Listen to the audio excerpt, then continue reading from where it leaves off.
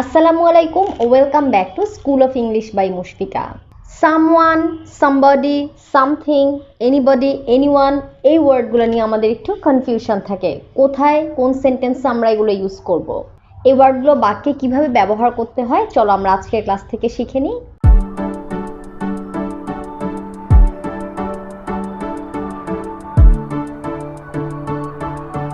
এই ওয়ার্ডগুলোর নাম হলো indefinite pronoun. someone, somebody, something, anybody, anyone, everyone, everybody, nobody, no one, nothing, everything। ঠিক আছে, এগুলোকে বলা হয় ইনডেফিনিট প্রোনাউন। অনির্দিষ্ট, ইনডেফিনিট শব্দটির অর্থ অনির্দিষ্ট, তাহলে এগুলো অনির্দিষ্ট করে বলা হচ্ছে।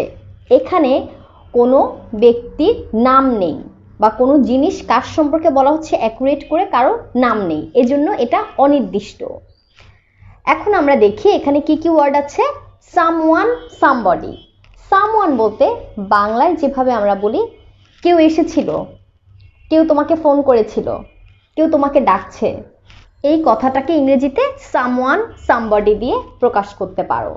সামওয়ান, সামবডি মানে একজন মানুষের কথা বুঝাবে, কেউ একজন, সেটা কেউ একজন বলে বলা হচ্ছে, তার মানে নির্দিষ্ট কেউ না। Someone, somebody. তারপর দেখো ওয়ার্ডটা আছে সামথিং।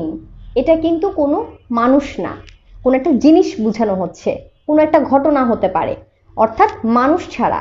সামথিং দিয়ে বোঝানো হচ্ছে কিছু একটা, এর মানে এটা কোনো মানুষ না, হয়তো সামথিং ইজ ডিস্টার্বিং, কিছু একটা বিরক্ত করছে, সামথিং ইজ মেকিং নয়েজ। তাহলে সামথিং দিয়ে কোনো মানুষ বোঝাচ্ছে না, অন্য যে কোনো কিছু, এরকম অর্থে সামথিং ইউজ করা হয়। এনিবডি, এনিওয়ান, এটাও কিন্তু মানুষ বুঝাচ্ছে। এনিবডি কোনো একজন মানুষ, এনিওয়ান যে কেউ, এনি অর্থ কেউ, তাহলে এনিবডি কেউ একজন, এনিওয়ান কেউ একজন। পরের ওয়ার্ডগুলো দেখো, এভরিওয়ান, এভরিবডি। এভরিওয়ান অর্থ প্রত্যেকে, এভরিওয়ান শব্দের অর্থ প্রত্যেকে। তোমরা যখন ভিডিওটি দেখবে চেষ্টা করবে খাতায় লিখে ফেলতে এবং আমার সাথে বলে প্র্যাকটিস করতে। এভরিওয়ান, এভরিবডি এগুলো দিয়েও কিন্তু মানুষকে বোঝানো হচ্ছে।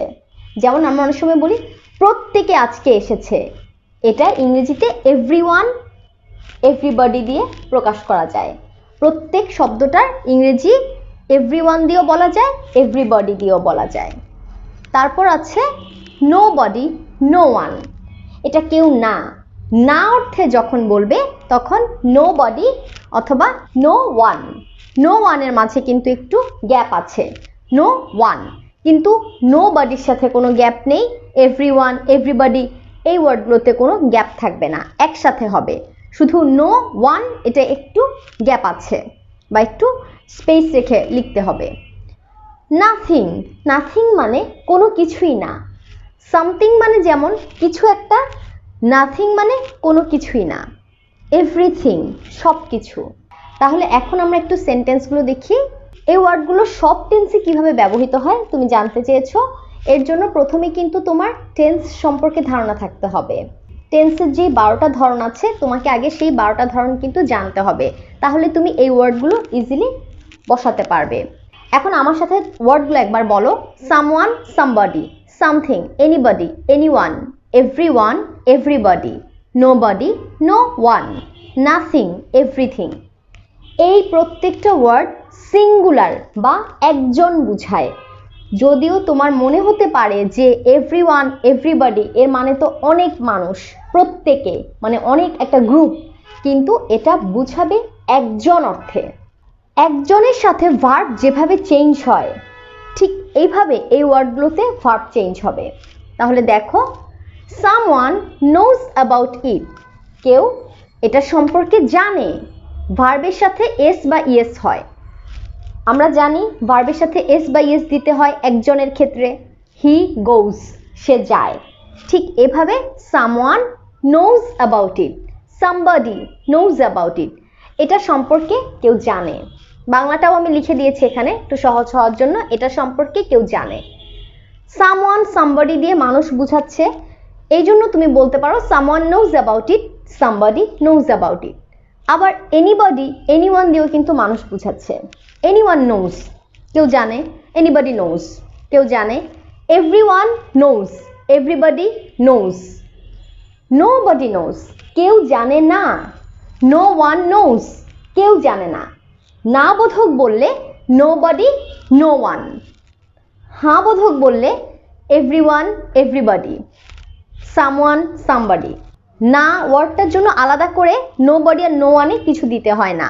Nobody knows বলতে কেউ জানে না, no one knows কেউ জানে না। তাহলে তুমি এখানে একজন হিসেবে ভার্বের সাথে s বাই s দিয়ে বলতে পারো।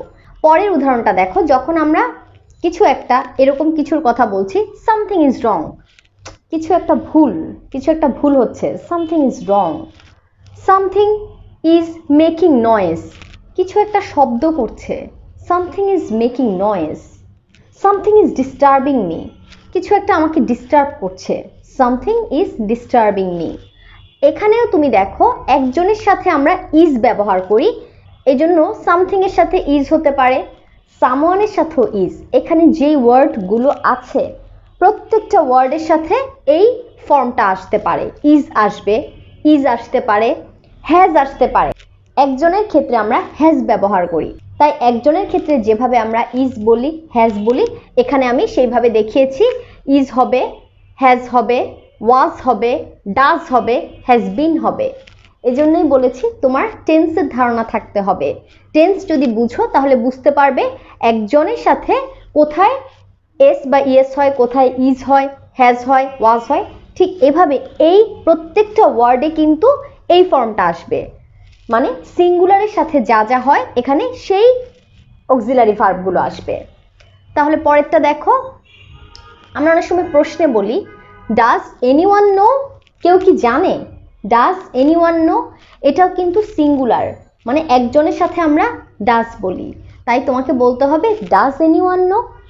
আবার আরেকটা লিখেছি ডাজ এনিবডি হেল্প হিম, কেউ কি তাকে সাহায্য করে? Does anybody help him? If anyone helps him I will be happy, কেউ যদি তাকে সাহায্য করে আমি খুশি হব। তাহলে দেখো ইফ এনিওয়ান হেল্পস বলেছি, এখানে যেমন নোজ তখন হেল্পের সাথে হেল্পস বলবে।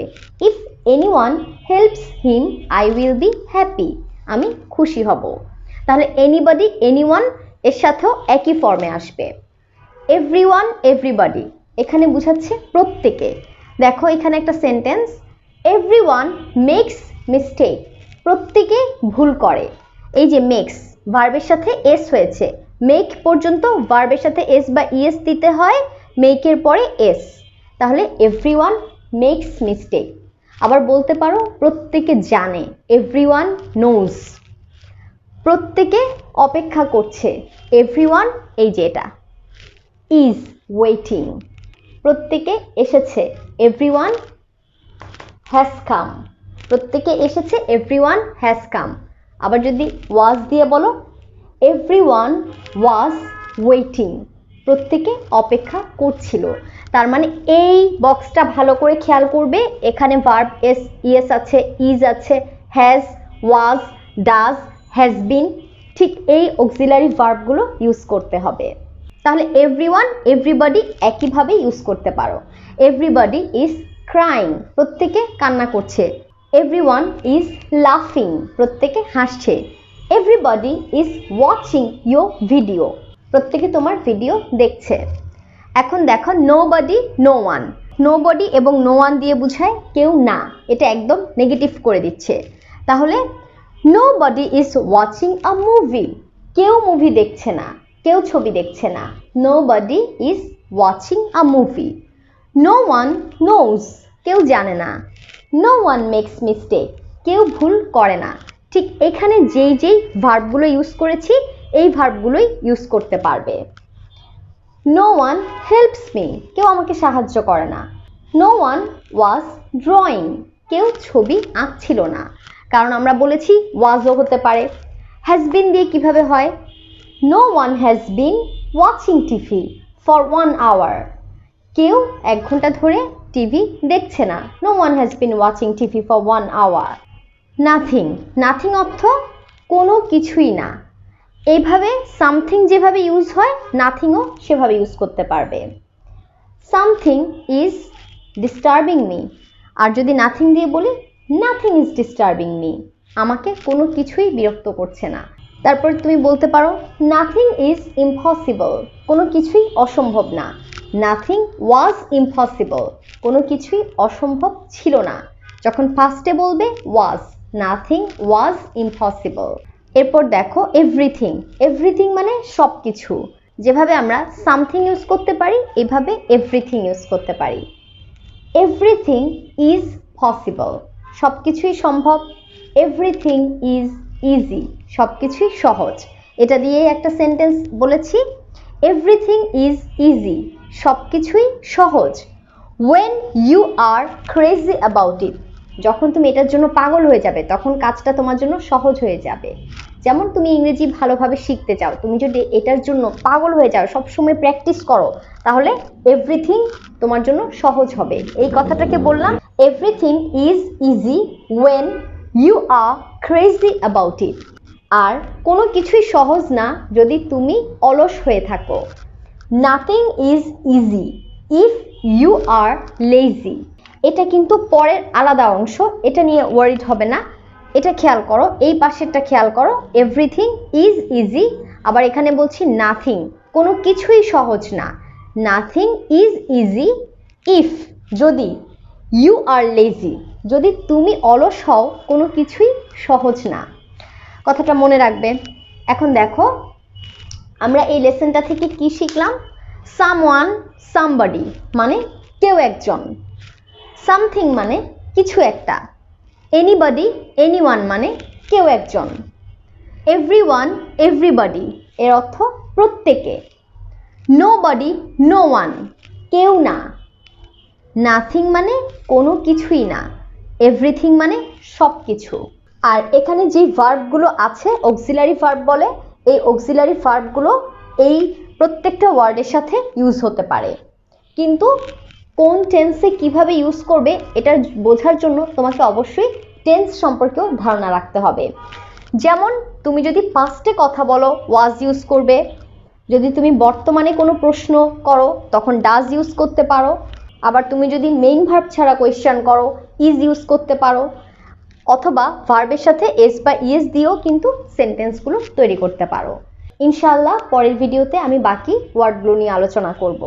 লেসনটি যদি বুঝতে পারো প্রত্যেকটি ওয়ার্ড দিয়ে সেন্টেন্স তৈরি করে কমেন্ট করো। Thanks for watching.